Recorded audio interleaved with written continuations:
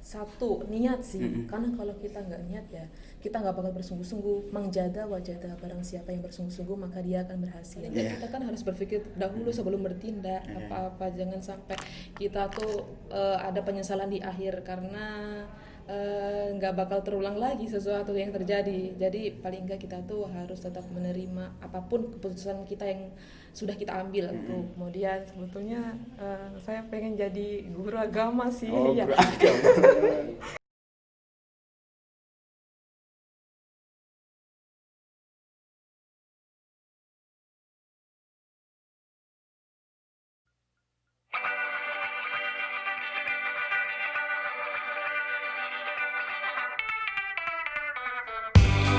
If she could lose, I'd hate to be the other side of sunny weather. Wis, kali ini sih gila banget sob. Produk segernya sampai ubun-ubun. Minuman yang dijamin murah dan higienis dari produk lokal asli Bima.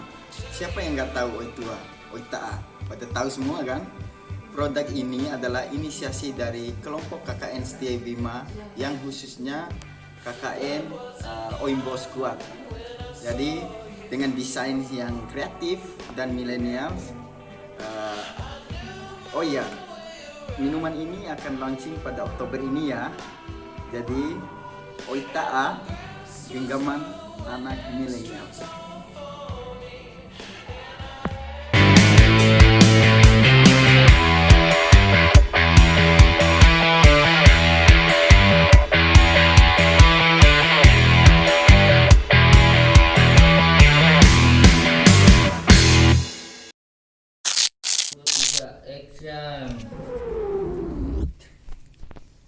Assalamualaikum Bongkar Family, sahabat-sahabat yang sangat saya cintai. Kembali lagi bersama saya Kim Pratama di channel kesayangan kalian semua, yaitu Bongkar TV. Jadi pada kesempatan kali ini kita udah bekerja sama dengan sebuah produk, yaitu Oita, produk dari teman-teman mahasiswa KKN Setia Bima, tepatnya itu kelompok KKN dari Oimbo Squad. Jadi untuk teman-teman yang pada ngaku milenials nih, kalau nggak pernah genggam ini jangan ngaku milenial. Oita genggaman anak milenials. Nah, kurang lebih seperti itu. Jadi pada kesempatan kali ini saya udah bersama dengan salah satu wanita yang selalu membuat kayaknya laki-laki terus ingin mengevaluasi diri, mengintrospeksi dirinya kalau melihat salah satu wanita ini. Jadi namanya Anggun Aisyatu Jahro, yaitu dia berasal dari Jawa, yaitu tepatnya Jepara. Jadi salah satu anak kuliah juga dari kampus yang ada di Kota Bima, yaitu Sekolah Tinggi Ilmu Ekonomi Bima yang disingkat Setia Bima. Pada episode kali ini kita ingin ngobrol-ngobrol dengan dia karena memang kemarin dia menjadi salah satu atau urutan pertama dari wisudawan terbaik cum laude dari kampus Setia Bima. Ya, langsung saja dia di samping saya. Anggun. Iya, halo. Iya. Alhamdulillah. Gimana kabar nih? Alhamdulillah baik banget. Baik banget Iya. ya. Setelah mendapat predikat terbaik dari kampus kemarin, ini cukup membuat kebanggaan tersendiri ya. Iya, alhamdulillah. Karena kebetulan kita satu angkatan. Iya, Satu angkatan. Jadi untuk sehari-hari ini lagi sibuk ngapain aja? Kalau untuk saat ini sih saya sedang bekerja di salah satu perusahaan di Kota Bima sebagai admin. Oh, admin Iya. ya. Ya selain daripada itu ada kesibukan lain nggak? Ada sih, palingan untuk akhir-akhir ini saya lumayan bikin cerita pendek kayak gitu, terus cerpen. saya ya bikin cerpen kayak gitu karena saya tuh hobi membaca ya, terutama novel. Bahkan dalam satu harinya pernah baca novel sampai 500 halaman tuh dari pagi sampai malam gitu, sampai bikin mata bengkak-bengkak. Ini Saking sukanya. salah Iya. satu cerpen lovers ya, bisa dikatakan. Iya, dikatakan seperti itu. Sangat-sangat mendalami sekali tentang cerpen. Kalau bicara tentang cerpen itu ini pernah buat nggak atau garap terus ngupload di laman-laman blogspot di internet, pernah Pernah buat? kayak ikut lomba kayak gitu sih sebetulnya. Ya beberapa kali pernah, meskipun memang belum menang sih, tapi paling enggak itu kayak buat apa ya, pengalaman aja buat saya, buat seneng-senengan kayak gitu Iya. aja ya. Pernah ngikut berarti Iya, ya. pernah mengikuti beberapa kali. Ini yang saya ingin ngulik tentang Anggun nih. Kan kemarin udah ada predikat sebagai wisudawan terbaik nomor 1 lagi di kampus itu. Apakah apa sih yang Anggun rasakan setelah dinobatkan jadi salah satu wisudawan terbaik? Yang pasti speechless sih, nggak tahu harus ngomong apa, karena saya tahu gimana kemampuan teman-teman saya itu luar biasa kayak gitu. Untuk hasil yang saya dapatkan sekarang, yang bisa saya lakukan ya bersyukur sama Allah, terus semoga saya tetap jadi orang yang rendah hati, semoga saya humble yang sederhana, semoga saya tidak cepat puas dan tetap dapat berproses sehingga saya dapat menggapai impian saya selanjutnya kayak gitu. Sangat menyentuh sekali ya. Jadi pengen bawa pulang nih. Jangan astagfirullah. Kim sadar. Iya, itu tadi tetap stay humble dengan kompetitif yang cukup dibilang sengit juga kan di kampus, dengan teman-teman yang memang yang sama-sama, entah kepintarannya sama, keaktifan pun sama gitu.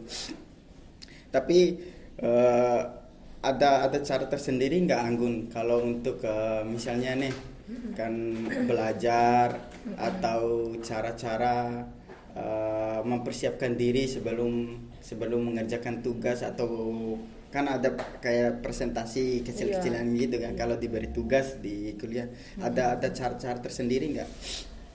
Kalau untuk sampai pada tahap sekarang ya paling enggak satu niat sih, karena kalau kita nggak niat ya kita nggak bakal bersungguh-sungguh. Mangjada wajada, barang siapa yang bersungguh-sungguh maka dia akan berhasil. Terus paling nggak kita harus tetap berpikir terbuka, dalam artian seperti sebuah gelas yang kosong yang siap terisi apapun, ataupun seperti spons yang siap meresap apapun kayak gitu. Kita tuh belajar tuh dari hal apa aja dan di mana aja kayak gitu. Jadi jangan belum apa-apa kayak kita tuh udah antipati duluan, kayak oh ini tuh nggak kayak gini, oh ini tuh salah kayak gitu, oh ini saya tuh udah bisa. Jangan kayak gitu. Terus paling enggak kita tuh kalau sebelum UAS kayak gitu harus prepare terlebih dahulu, baca-baca materi sebelum UASnya, kan pasti kita sudah dikasih materi dulu kan. Nah kemudian paling enggak kita harus baca buku, kalau enggak jurnal ya, karena itu mendukung penelitian kita atau tugas akhir kita. Dan yang terakhir itu doa sih yang pasti, karena kalau jangan sampai kita sudah berusaha tapi tidak berdoa. Nah sama aja kita sombong kan. Karena kalau kayak gitu ya jatuhnya nggak seimbang. Kalau misalnya kita berdoa aja tanpa kita berusaha ya kita bohong. Jadi keduanya itu harus tetap beriringan antara berdoa dan berikhtiar kayak gitu. Iya kan, segala apapun usaha dan niatan kita kan keputusan terakhirnya ada yang sama yang Maha Kuasa di atas. Gitu. Jadi itu Nggun untuk rahasianya tadi sedikit kan, tadi rahasia cara belajarnya. Tapi untuk menurut Anggun sendiri ini, menurut perspektifnya Anggun aja, kan udah mendapatkan predikat wisudawan terbaik, terus pasti otomatis nilai juganya aman kan. nilai akhirnya, nilai akhirnya kemarin dapat berapa sih itu?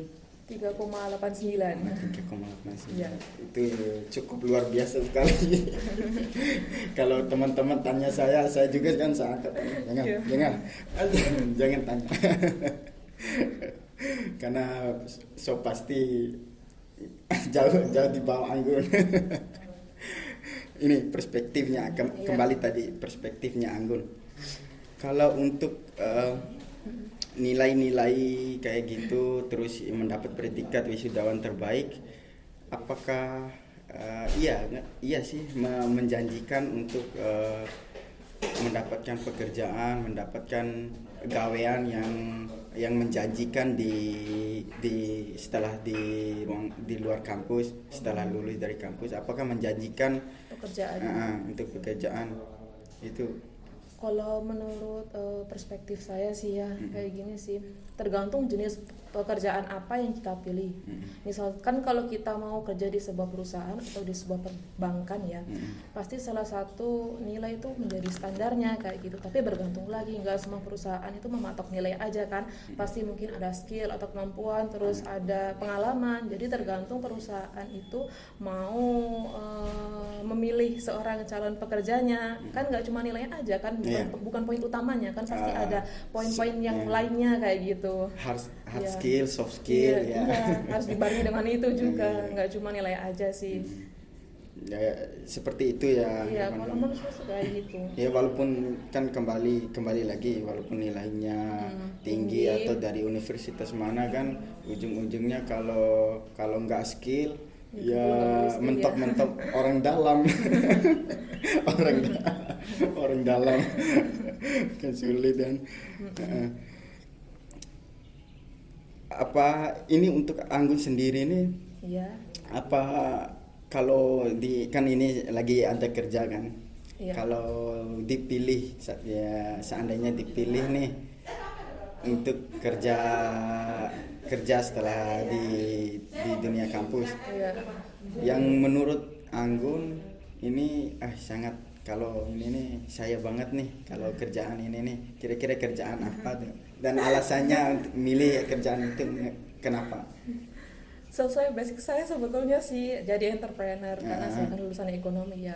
Memang kemarin itu saya sempat bikin kelompok usaha sama teman kan sebelum COVID. Iya, kita tuh jualan jago auto icon dulu memang.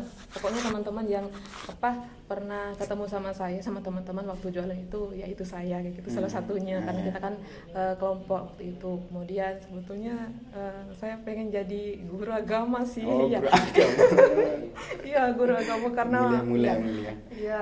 Ya tahu sendiri lah, kalau kita hidup di dunia ini kan harus ada akhiratnya juga, jadi paling enggak itu keduanya itu.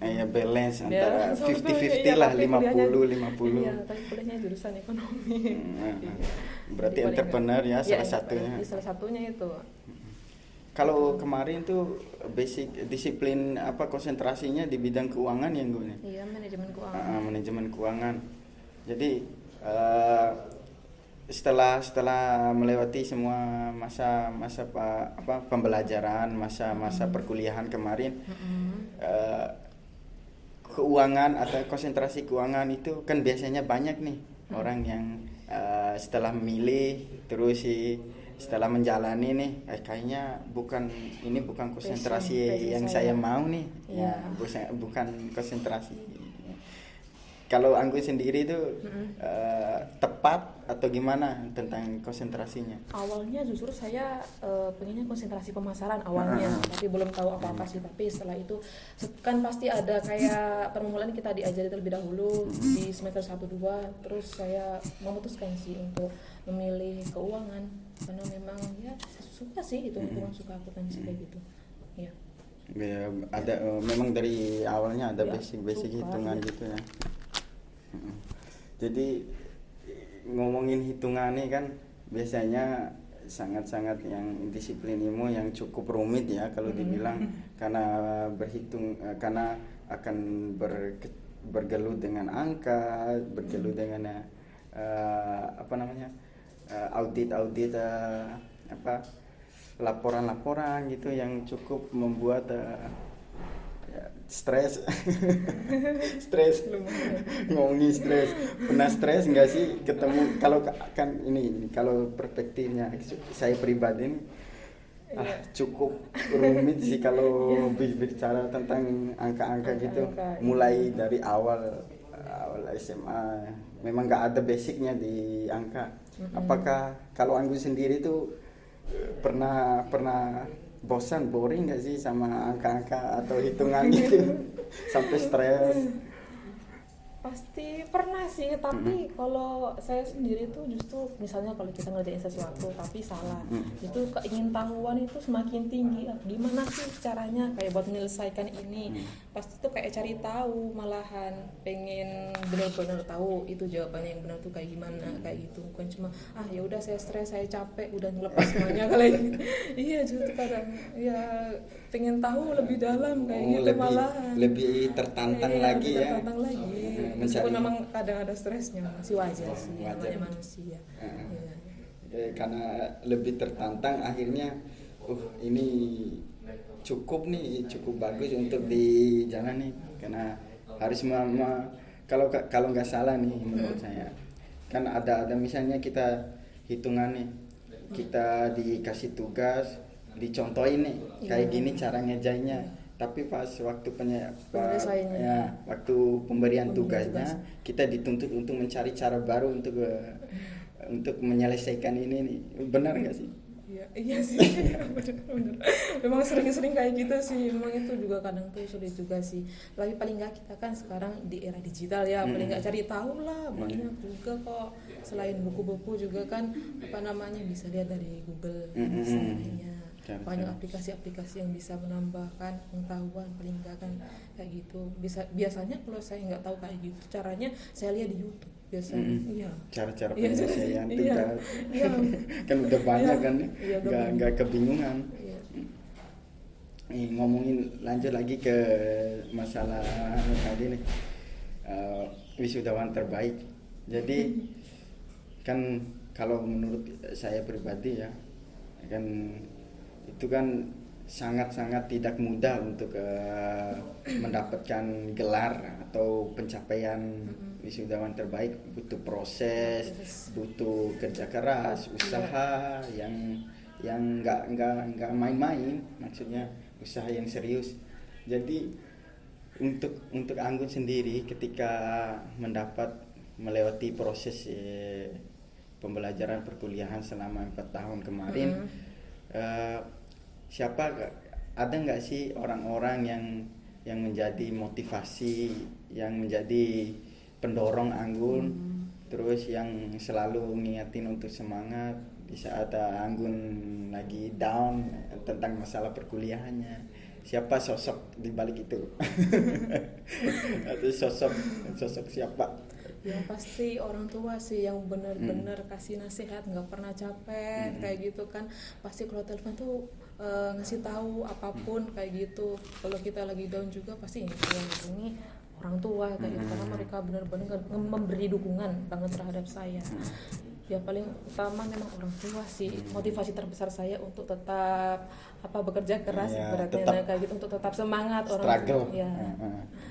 Bekerja keras.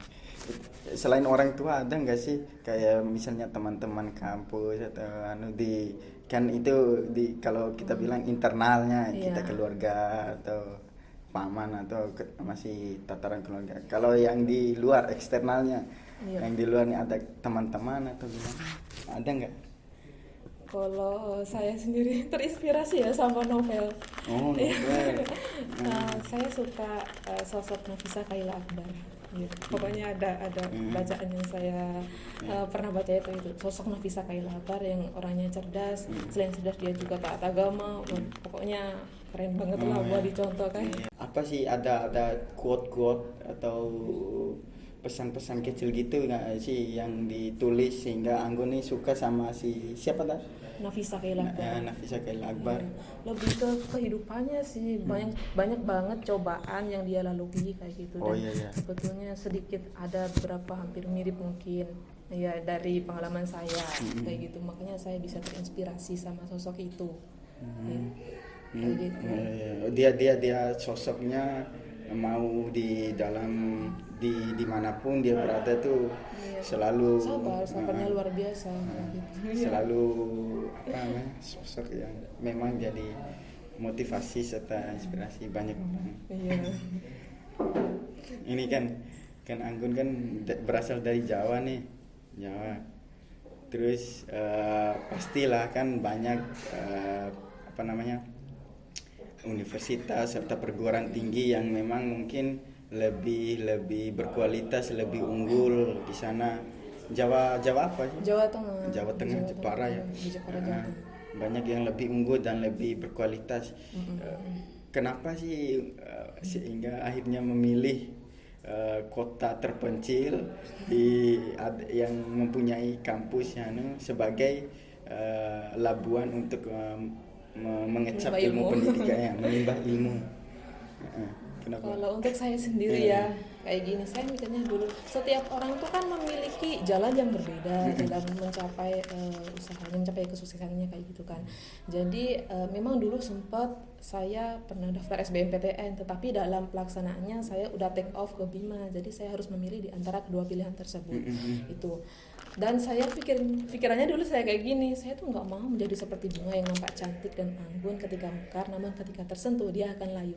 Saya ingin tetap menjadi seperti rumput yang mana ketika dia terinjak, ketika dia tercabut, ataupun ketika dia hancur sekalipun, dia tetap bisa tumbuh dan berkembang. Jadi saya tuh nggak masalah mau belajar dimanapun tuh nggak masalah, itu tergantung pada individunya masing-masing. Enggak melihat atau mematok pada kayaknya berkualitas ini harus pasti istrinya berkualitas gitu ya. Iya. Mau dimanapun ya tetap Ya, menjadi terbaik buat Ya, dulu memang pikirannya seperti itu sih. Jadi itu yang saya pikirkan. kalau sampai akhirnya memilih ini nih apa yang ini yang motivasi, atau udah duluan tahu ada kampus di sini yang sesuai dengan keinginan Anggun di sini, atau gimana? Awalnya belum tahu sih. Belum tahu. Ya, karena saya kesini kan ikut kerabat, ikut keluarga dulu, kayak itu baru memilah mana kampus yang terbaik. Oh, Gitu, paling istilahnya jalan-jalan dulu Iya, di sini. jalan-jalan. Iya. Iya. Temu-temu siapa keluarga yang Iya. ada di pelosok. Enggak sih, Pelosok enggak enggak pelosok, enggak juga pelosok. enggak terlalu. Iya. Tapi ini loh yang tapi kalau ditanya tentang daerah Bima di luar tuh kayaknya ini menurut saya aja masih banyak yang belum tahu tentang daerah kita, entah mereka yang enggak mencari tahu atau gimana. Masih banyak sih yang untuk khususnya kota Bima atau daerah Bima. Rata-rata kayak gitu sih, memang belum tahu tentang Bima. Palingan yang ditahu itu justru malah NTT. NTT, Iya, Labuan Bajonya Iya, kan banyak pariwisata. Iya, terus Lombok itu palingan yang ditahu. Memang Bima itu agak asing mungkin ya terdengarnya. Oh iya, agak aksinya karena Agak memang asing. apa namanya belum sama sekali terpublis ya, tentang keunikan, tentang keberagaman yang ada di Budaya. dalamnya. Budayanya kan masih banyak. Mungkin ini Anggun coba-coba dulu minum produk dari teman-teman Ana. Iya. Enggak. Oh, dicoba. Coba dulu mungkin satu apa. Kayaknya ini nih mereka punya slogan. Slogannya yaitu genggaman anak milenials. Kalau nggak genggam ini nih jangan ngaku milenials gitu sih. Lebih kurangnya jangan ngaku milenials kalian kalau belum pernah genggam ini. Oh tak, hasil dari teman-teman kakak ST Bima, khususnya squad Oimbo. Thank you ya kalian. Thank Makasih you. banyak. Coba ya langsung dulu. Lumayan sih.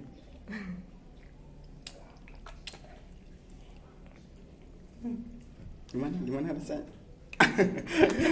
Enak. Atau sebelumnya udah pernah? Ini baru pertama Iya, baru kali. pertama kali sih. Kalau menurut Anggun sendiri, benar nggak? Misalnya gini, kampus yang berkualitas akan menghasilkan orang-orang yang berkualitas pula lebih kurangnya gitu. Kesuksesan.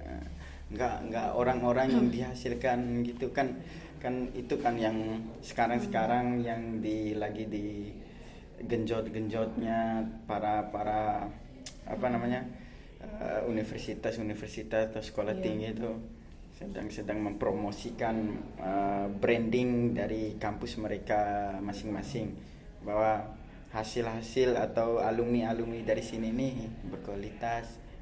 Kalau menurut Anggun sendiri itu letak kualitasnya itu apa benar dari kampus itu atau gimana? Belum tentu juga sih kalau menurut saya kesuksesan atau kualitas itu tidak ditentukan dari alumni tempat berasalnya seseorang kayak gitu kan. Itu tergantung pada seseorang itu mau untuk berusaha dan mau tetap mencari tahu sesuatu yang hal baru kayak gitu kan. Dan juga memang dari segi fasilitas kampus yang high class misalnya sama kampus yang biasa itu memang sangatlah berbeda ya. Dan itu memang sangat mempengaruhi dari segi kualitas pembelajaran kayak gitu. Tetapi meskipun kita ini di kampus yang biasa aja, kita janganlah insecure dengan keadaan, meskipun dengan keterbatasan kita harusnya kita tetap sama dengan mereka dan bahkan kalau bisa itu melebihi dari mereka sih kayak gitu. Bersaing secara harus bersaing sehat, secara sehat dan ingin tetap mencari tahu. Ya karena apa namanya sifat-sifat yang kompetitif itu sangat diperlukan sekali kan bagi siswa atau mahasiswa yang sedang lagi berkecimpung di sana nih di dunia perkuliahan. Ini kalau bahas tentang masalah universitas yang berkualitas, pernah nggak sih terselip atau terbesit di benaknya Anggun nih tentang kayaknya saya dulu masuk di kampus ini nih pasti bakalan lebih bagus lagi dari sebelumnya, merasa menyesal, ada nggak penyesalan gitu setelah sekian nih udah lalu ini nih. Kalau dari saya sendiri sih apapun yang sudah terjadi itu nggak perlu disesali. Dan pastinya saya kan sudah berpikir jauh-jauh hari ya, sebelum saya ke sini saya sudah berpikir panjang gimana positif negatifnya. Jadi saya harus terima apapun kondisinya dan saya harus tetap bersyukur apapun yang terjadi. Ya baik buruknya Ya, segala baik bentuk keputusan itu udah berarti Sudah dipertimbangkan. sudah dipertimbangkan. Berarti Anggun nih tipikal orang yang sangat perfeksionis dalam hal-hal menentukan. Iya gitu. Sebelum kamu pilih ini nih udah melihat jangka panjangnya, jangka pendeknya gitu sebelum menentuin kayaknya saya harus terjun di sini. Tipikal orang yang gitu. Ya paling enggak kita kan harus berpikir dahulu sebelum bertindak apa-apa, jangan sampai kita tuh ada penyesalan di akhir karena nggak bakal terulang lagi sesuatu yang terjadi. Jadi paling enggak kita tuh harus tetap menerima apapun keputusan kita yang sudah kita ambil. Berarti selalu siap dan menerima konsekuensinya. Konsekuensi apapun. Tuh harus tegas kalian. Kalau udah memilih untuk masuk ke situ jangan ada penyesalan. Seharusnya selalu upgrade atau selalu memperbaiki evaluasi diri supaya menjadi lebih baik dan lebih baik dari sebelumnya. Mungkin itu bijak sekali. bijak sontoloyo. Ini minum dulu. Minum dulu. Ya santai aja lah. Kita bukan diskusi formal kan. Kita cuma ngobrol-ngobrol. Apa yang jatuh? Apa yang jatuh? Besi. Enggak. Ini. Astagfirullahaladzim, ya Allah. Bisa ada astagfirullahaladzim. Yang jatuh ini hati saya, Gun, jatuh. Udah kamu. Astagfirullahaladzim. Ya nyambung ke pembahasan tadi. Just lah kita supaya tidak kaku aja sih. Ini pertanyaan-pertanyaan akhir nih. Kalau untuk Anggun sendiri, Iya. sekejap. Untuk Anggun sendiri nih, apakah ada nggak sih pesan-pesan buat nanti teman-teman yang teman-teman yang sedang bergelut sama dunia perkuliahan, teman-teman yang lagi mungkin sekarang apa namanya, ini kan lagi dipersulit juga sedang COVID nih, dibatasi segala pergerakannya. Ada pesan-pesan nggak buat teman-teman ini untuk selalu semangat, selalu apa namanya, selalu apa Termotivasi. ya selalu semangat, selalu gitu loh, untuk melalui pendidikan, dunia pendidikan, untuk serius menggeluti di bidangnya. Ada pesan-pesan nggak sih buat para millennials? Iya, kalau untuk para generasi milenials, terutama yang sedang lagi mengerjakan tugas akhir, mangjada wajada, barang siapa yang bersungguh-sungguh akan berhasil. Jadi tetap bersungguh-sungguh, tetap fokus dengan apapun yang dikerjakan, kemudian mengerjakan tugas akhir tidaklah sulit seperti yang dikatakan dosen saya, tetapi justru yang sulit itu melawan kemalasan kita, malasnya kita dalam belajar kayak gitu. Dan yang terakhir pesannya, tetaplah jadi orang yang beretika, karena orang yang beretika itu pasti orang yang terdidik, tapi orang yang berpendidikan belum tentu orang yang beretika. Sangat amazing, very very amazing everybody. Tentang apa namanya, motivasi yang sungguh membangun sekali. Kenapa nggak jadi motivator ini? Aduh, ilmunya belum ada yang calling ya. Kayaknya masih harus tetap belajar. Masih belajar. Kayaknya udah ada nih, udah ada basic dasar, ilmu dasarnya nih. Kalau saya lihat dari Anggun itu jadi motivator. Jadi mungkin itu aja sih Anggun, sedikit obrolan santai kita pada kesempatan kali ini. Saya juga mengucapkan terima kasih karena udah bersedia menjadi narasumber dari channel kami. Tapi ini pesannya sih dari kami, semoga channel ini selalu dapat menginspirasi teman-teman, selalu menjadi tontonan yang mendidik bagi teman-teman untuk selalu semangat dan selalu work hard dalam menjalani segala bidang yang teman-teman geluti, menjadi versi terbaik buat teman-teman masing-masing. Ya, sebelum menutup ini ada akun Instagram, akun media sosial ya. Jadi mungkin teman-teman yang ingin tahu soal kepribadian, soal apa kehidupannya Kak Anggun nih bisa lihat di sini, ada nggak? Instagram lah. Instagram aja. Anggun underscore Azahra 14. Anggun Azahra 14 itu langsung aja dicek yang ingin mengenal lebih dalam lagi. Jangan dalam nanti kamu bermasalah sama saya. Ya, terima kasih Anggun atas kesempatannya sekali lagi. Ya. Oke, untuk teman-teman Bongkar in the Sky, sekian dulu ngobrol kita pada kesempatan kali ini. Lebih dan kurangnya saya mohon maaf bila ada salah kata, bukan salah saya, tapi salah diri saya. Ya, terima kasih. Jadi sekian dulu, saya tutup. Kim Pratama pamit undur diri. Wassalamualaikum warahmatullahi wabarakatuh.